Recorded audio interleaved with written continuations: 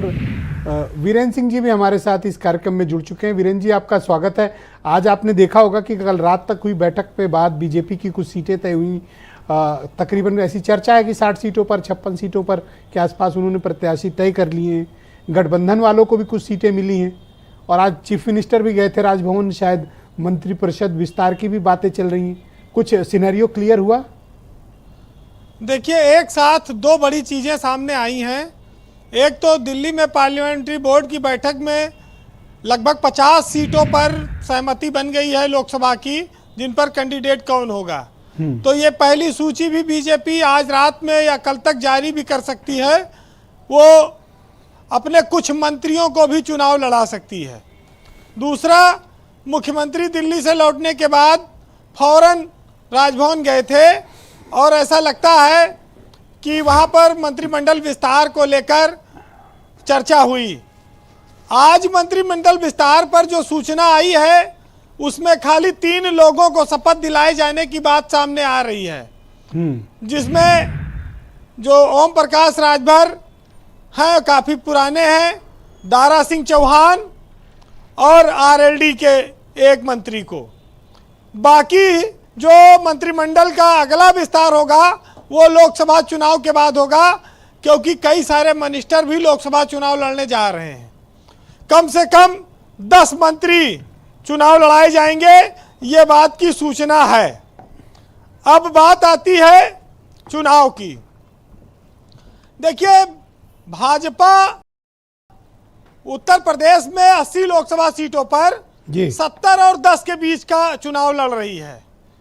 भाजपा इतनी भारी है, उसके पास इतना ज़्यादा संसाधन है, वोट बैंक है, कार्यकर्ता है, कि विपक्ष के लिए एक बहुत बड़ी चुनौती है।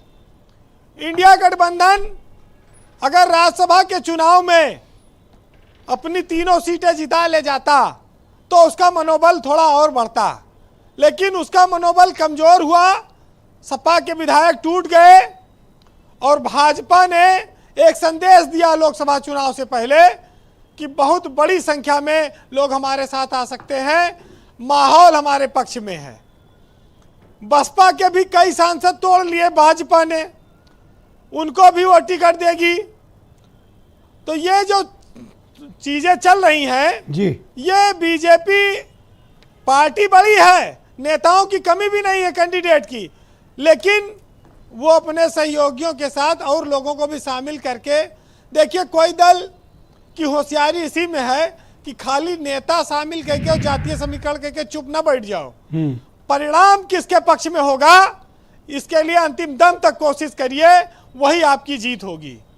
तो बीजेपी उसी रास्ते पर चल रही है और उत्तर प्रदेश में जो मोदी का मैजिक है, जो योगी का मैजिक है, वो कम नहीं हुआ है।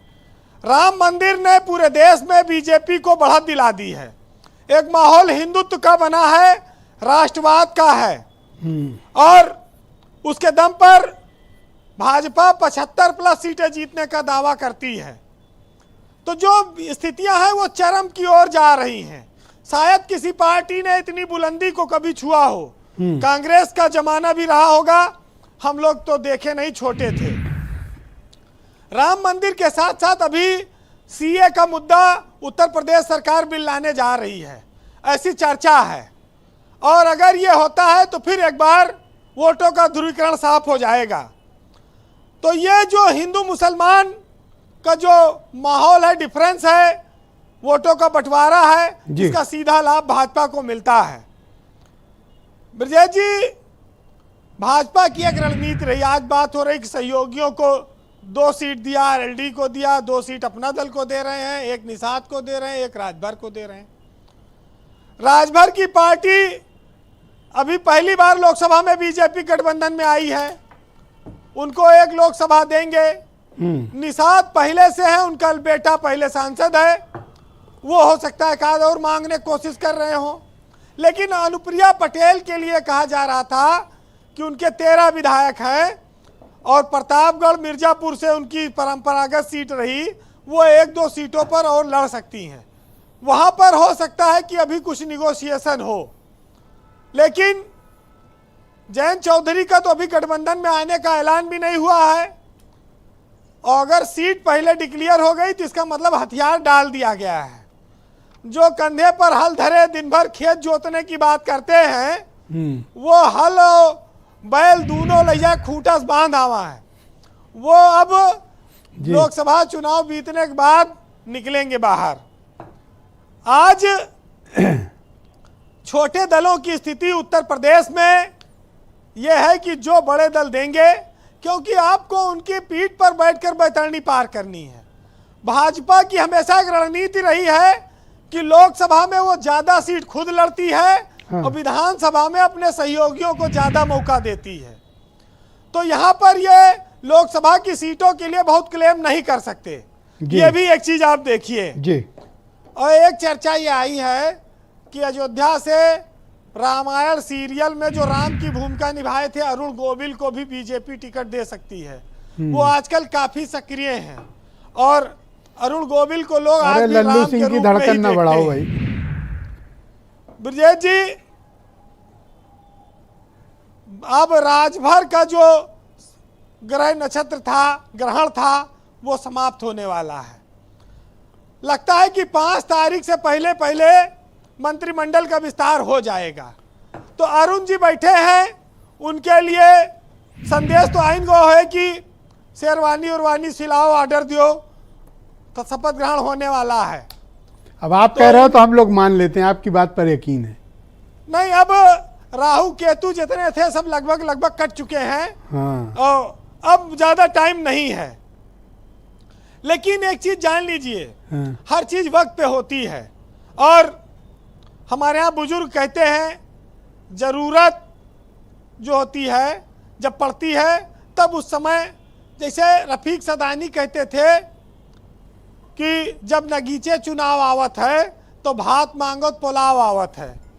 तो अब नगीचे चुनाव आएगा, अब राजभर भी भात मांगेंगे तो पुलाव मिलेगा। और उन्होंने कहा कि अगर होली पे राजपाट नहीं वापस आया तो फिर होली नहीं मनाएंगे। तो उससे पहले भाजपा इंतजाम करेगी, ये बात साफ हो गया। वैसे बुजुर्ग ये हमेशा कहते रहे कि ज़माने में जो इज्जत, सच्ची इज्जत होती है, वो इंसान की नहीं होती, वो ज़रूरत की होती है जी। जब ज़रूरत पड़ती है तो उसी हिसाब से इज्जत होती है। ज़रूरत ख़त्म, इज्जत ख़त्म। तो सुनिएगा कि जो ज़्यादा लोकसभा सीट मांगे या ज़्यादा की चाहत रखते हैं छोटे दल, उनके लिए है कि आजकल तो ये मरज भी दिले नासाद को है कि शेर कहने से ज़्यादा मांगता है दाद को, और हाथ में कासा लिए दर दर भटकता है, मगर सबसे कहता है कि ठोकर मार दी है इमदाद को। और आपने ऊंची इमारतों को निहारा है सदा, और देखना है सच तो देखिए बुनियाद को। और जब भी बच्चों को दिखाना जिंदगी का रास्ता, उनको पीछे मुड़कर दिखाना पुरखों की इतिहास को। बहुत शुक्रिया आपका वीरेंद्र जी, बहुत बहुत धन्यवाद। ग्राउंड जीरो से अपने इनपुट, फीडबैक, इन्फॉर्मेशन और पॉलिटिकल ऑब्जर्वेशंस बताने के लिए, और राजभर जी के बारे में आपने जो जानकारी दी उसके लिए